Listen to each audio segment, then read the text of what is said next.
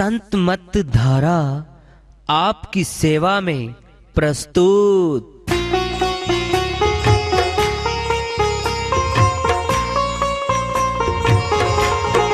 जो चाहता है प्रभु प्यारा, वो आओ संत मत धारा।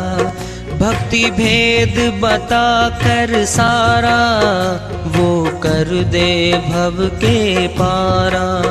जो चाहता है प्रभु प्यारा, वो आओ संत मत धारा।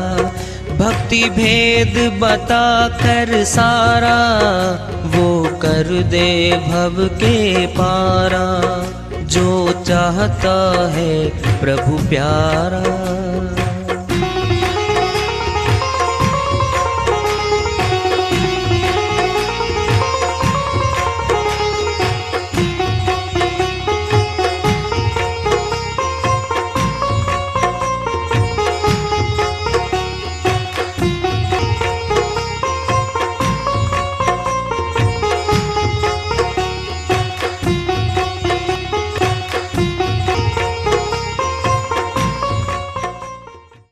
परम पूज्य सदैव स्मरणीय सदगुरु साहिब की जय हो। सतनाम साहेब आदरणीय सर्व संतों की जय हो। उपस्थित आदर के योग प्रभु प्रेमी एवं जिज्ञासु आत्माओं, हम सभी पूर्ण पिता परमात्मा, सभी सृष्टियों के रचनहार, कुल मालिक, हम सब के जीवन का आधार, उनकी महिमा को सुनने के लिए एकत्रित हैं। मेरी सभी से अर्ज है कि मैं कोई जगत गुरु नहीं, कोई महाराज नहीं, कोई महामंडलेश्वर नहीं। मैं केवल सभी संतों की चरणों की धूल हूँ और आपका भक्ति मार्ग में सहायक हूँ। मैं अपनी सीधी साधी टूटी फूटी भाषा में, संदूकड़ी भाषा में भक्ति भेद के गूढ़ रहस्यों को उजागर करने वाले विचार आपके समक्ष रख रहा हूँ। यदि अच्छे लगे अपनाएं, नहीं तो गैर जरूरी समझकर विसार दें। श्री वाणी आइए साहिब की, उन्हीं की दया से मेरे से बात कर लेते, सर अनुवाद कर लेते हैं। साहिब अपनी श्री वाणी सुनाते कहते, सत्संग लाग रहो मेरे भाई, तेरी बिगड़ी बात बन जाई। क्या बिगड़ रखा है? मनुष्य तन है, अपने अच्छे अच्छे मकान हैं, परिवार है, ऊंचे पद हैं, कुछ भी नहीं बिगड़ा दिखता दूर से तो। बहुत बिगड़ा पड़ा है। ये 70-80 वर्ष की जो जिंदगानी हमें दिख रही है, ये बहुत छोटी आयु, बहुत थोड़ा समय है ये तो। इसके बाद अनंत यात्रा पे निकलती आत्मा, बहुत लंबा समय है। 184 का जेल खाना सामने खड़ा है। अगर भक्ति नहीं करी आत्मा ने, अब मौका मिला है तो बिगड़ा ही पड़ा है। फिर क्या बना हुआ है? जिन परिवारों को, मकानों को, जायदादों को, ऊंचे पदों को अपना बना के बैठे हैं, ये सदैवी नहीं है, छूट जाएंगे। हमारे सामने बहुतों के छूट गए, वो जा चुके हैं। फिर सारे प्रयोग अपने ऊपर कर कर देखेंगे क्या? सयाना कौन है जो दूसरों की गलतियों के परिणाम से शिक्षा ले ले। कोई जा रहा था आगे, गड्ढा था, ठोकर लगी, वो गिरा, फिर उठ गया। फिर हम भी ऐसे सोचे, वो कैसे गिरा था और ठोकर खाए फिर गिरे, फिर क्या बुद्धिमता बताओ? अरे ध्यान करो, ये गड्ढा था, वो गिरा था, आपने नहीं गिरना, बच के निकल जा। तो ये तो बुद्धिमता है। सारे प्रयोग अपने ऊपर कर करके देखेंगे, हैं? नहीं भाई, छोटी सी जिंदगानी है, बहुत छोटा जीवन है ये। सत्संग लाग रहो मेरे भाई, तेरी बिगड़ी बात बन जाई। बिगड़ी बात क्या है? परमात्मा हमारा अंशी है, आत्मा उसकी अंश है, उससे मिलना चाहती है, मिला दो कोई। क्या हो गया? दुख हमेशा के लिए समाप्त हो गया। परमात्मा का अंश जब मिलेगी इससे सुखी हो जाएगी। नदियां समुद्र की ओर जा रही हैं सारी। संसार की सारी नदियों का मुहाना समुद्र की ओर होता है। क्यों? वो समुद्र का हिस्सा है। सभी बारिश, सभी बादल उठ के पहाड़ों पे बरसे, खेतों कई बारिश हो, इकट्ठा जल हुआ, नदियां बनी और सीधा मुहाना उसी की तरफ होता है। हमारा क्या होगा? अरे भक्ति की शक्ति आएगी, बहुत बड़ा दरिया बनेगी वो, और आत्मा को उसी ओर ले जाएगी, परमात्मा की ओर ले जाएगी, सुख सागर की ओर ले जाएगी। तेरी बिगड़ी बात बन जाई। दुनिया दौलत माल खजाना बधिया बैल चराई। एक किसान होता है, अब तो मशीनीकरण हो गया भाई, बहुत पहले की बातें हैं ये। कोल्हू का बैल या तेली का बैल एक घेरे में चलता था।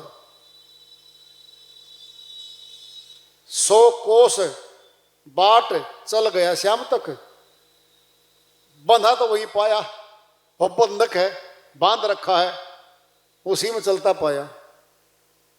हम क्या करते हैं? हम भी यही करते हैं। कहीं तक घूम लें, कहीं तक जा लें, सारा धन ला करके अपने घर में एक तिजोरी में जमा कर देते हैं। हम घर के हो जाते हैं। कितनी भी कमाइयां कर लें, यहीं घूम रहे हैं हम, उसको नहीं मिल पा रहे हैं जहां मिलना चाहिए था हमें। बधिया बैल चराई। एक किसान ले जाता है अपने बैल को खेतों में, रस्सा बांध देता है और चारों तरफ चारा खड़ा है, वहीं चर चर के खा खा के घास को अपना निर्वाह कर रहा है। फिर हम भी तो यही कर रहे हैं, अपने मोह ममता से बंध के, अपने परिवारों में बंध के यही घूम तो रहे हैं, यही आ रहे हैं, यही जा रहे हैं, जहां आशा तहां वासा। जिनमें मोह ममता करेंगे फिर वहीं आएंगे हम।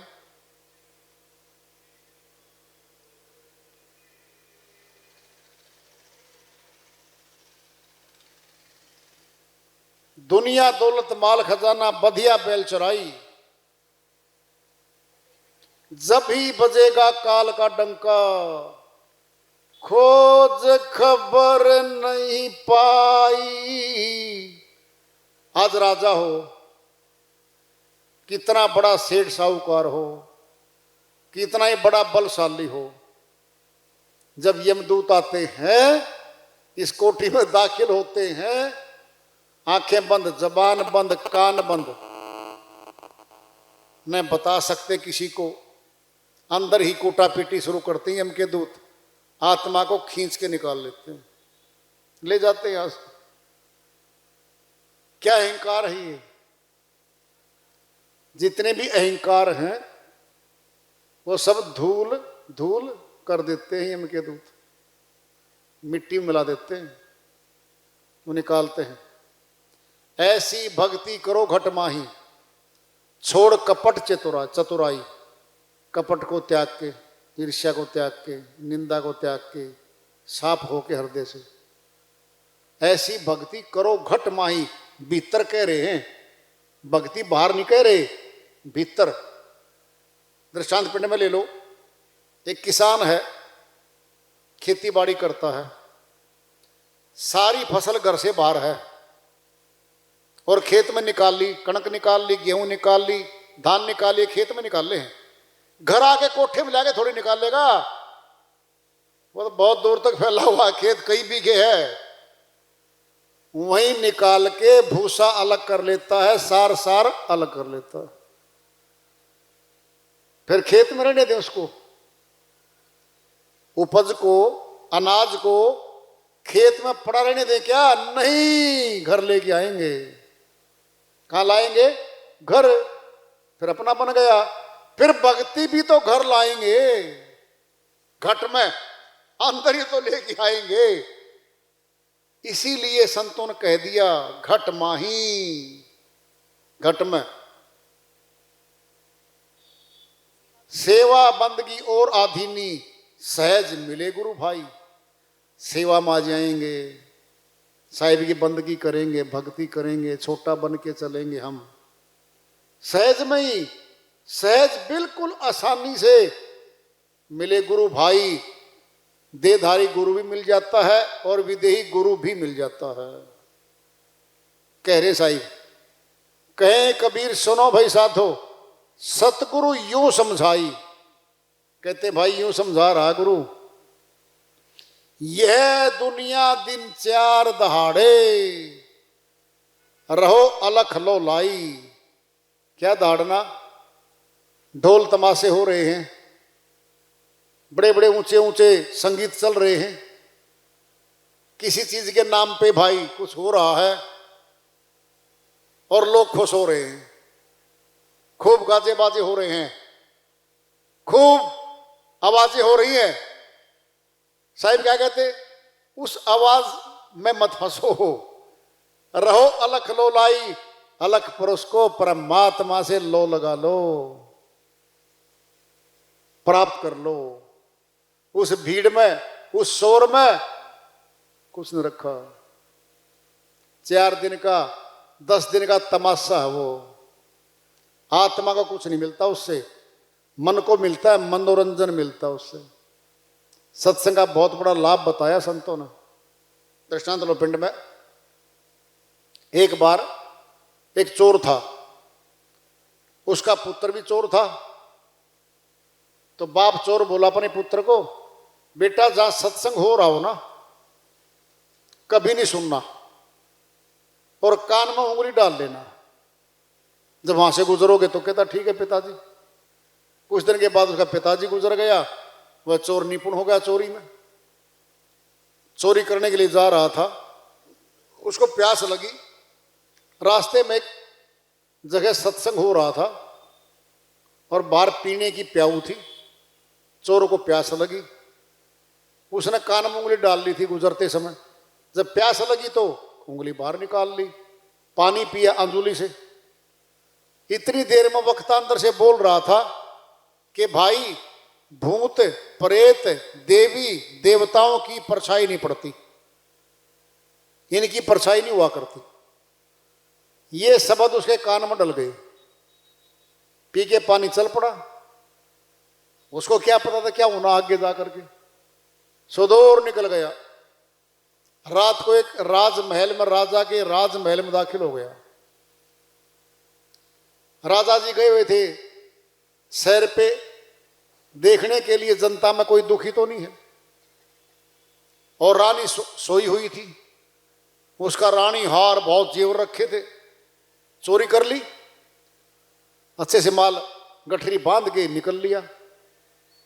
उसने सोचा दिन निकलने को हो रहा है, बहुत दूर जाना मैंने, यहाँ तो शहर है, थोड़ी देर में दिन हो जाएगा, भोजन करके जाना।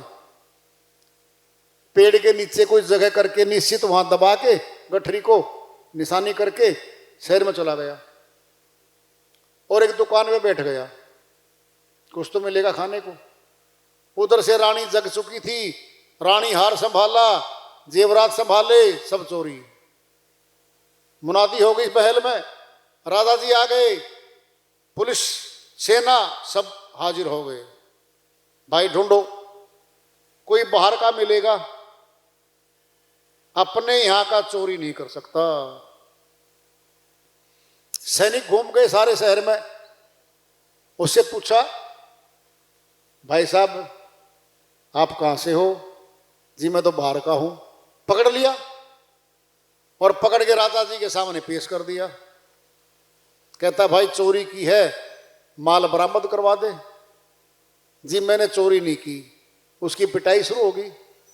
रानी वहां बैठी थी, अब रो रहा है, हे रानी जी, मैंने चोरी नहीं की, मेरी जान बख्शवा दो, 2 छोटे छोटे बच्चे हैं, मैं मर जाऊंगा, वो पाप आपके सिर लगेगा। बड़ा सयाना था, उसने विचार कर लिया कि रानी ही दयावान हो सकती है, यहां पर कोई दयावान नहीं होगा। हे रानी साहिबा, मैंने चोरी नहीं की, मैं सच कह रहा हूं, मुझे छुड़वा दो, ये मुझे मार देंगे और मैं मरूंगा और मेरे बच्चों का पाप कर्म लगेगा। रानी बोली, भाई बंद करो पिटाई इसकी, मैं किसी युक्ति से पूछ लूंगी, छोड़ दो इसको, उसका मरे बंद कर दो। बंद कर दिया। अब विचार किया रानी ने कि चोर तो माता दुर्गा की और भवानी देवी की पूजा करते हैं, इसकी पिटाई नहीं करनी पड़ेगी, ये सच बता देगा। उसने, रानी जी ने अपना चोला बनाया, कपड़े पहने और दुर्गा माता का भेष बना के चल पड़ी। चोर की पिटाई हो रखी थी, नींद नहीं आ रही थी, देखा ओहो सामने तो देवी आ रही है। फिर चोर के जो दिन में सुनी थी बात वो याद आ गई कि देव और देवियों की परछाई नहीं पड़ती। चोरों ने देखा इसकी तो परछाई पड़ रही है, हो न हो ये तो बांदी हो, भेजा रानी ने, या रानी हो सकती है। अब रानी धीरे धीरे धीरे धीरे उसके पास जाती है, तो जो देवी बनी हुई थी बोली, बेटा देखो मैं दुर्गा माता हूं। हाँ जी माता जी हो, आप तो बहुत अच्छे हो। बोली, बेटा बता दे वो चोरी का सामान कहां रखा है, मैं तेरी पिटाई नहीं होने दूंगी और तुझे राजा से कह के छुड़वा दूंगी। सातिर था चोर भी, कहता है महारानी, हे देवी आप तो अंतर्यामी हो, सर्वज्ञाता हो, सब जानती हो, आप बता दो ना कहां रखा है, मेरी जान छूट जाएगी, राजा का माल बरामद हो जाएगा। हे रानी बता दो, माता बता दो, देवी जी बता दो। वो ठिठक गई, ये तो बड़ा उस्ताद निकला भाई। हे माता देवी आप तो सर्व ज्ञाता हो, जर्रे जर्रे को जानने वाले हो आप तो। और धीरे धीरे उसके पैरों की तरफ हाथ बढ़ा के छूने की कोशिश कर रहा है कि हाथ जोड़ूंगा। उसने देखा इसके तो पैर मेरी, वो हाथ मेरी तरफ आ रहे हो, पीछे हट गई। चोर को पक्का हो गया कि हो न हो ये रानी ही है।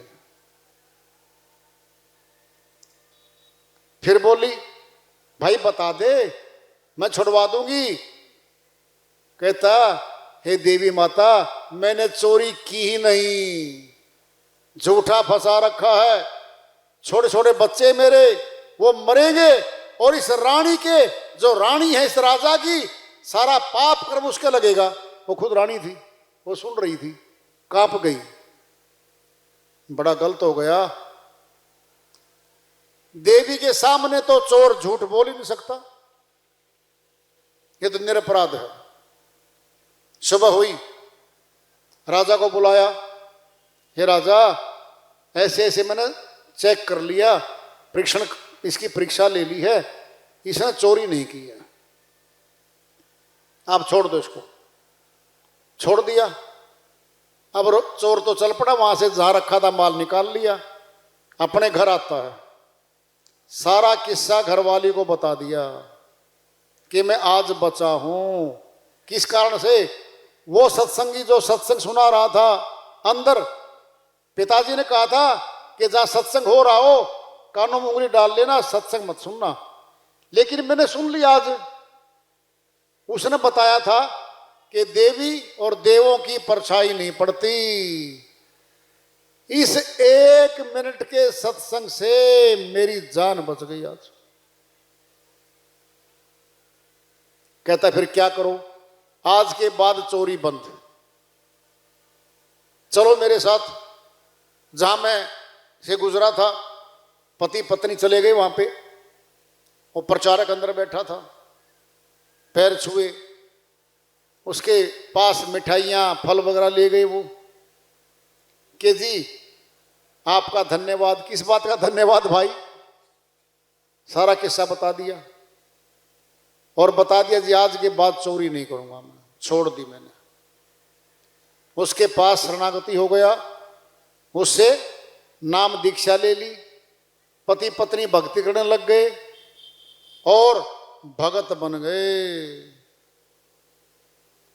1 मिनट के सत्संग ने जीवन बदल दिया। फिर हम तो 1 घंटा बैठेंगे, क्या हमारा जीवन नहीं बदलेगा? सोचो, देखो पहले। जो जितना समय यहां लगाएगा, लगाता है जो, वह भक्ति के खाते में जमा हो जाता है। कैसे?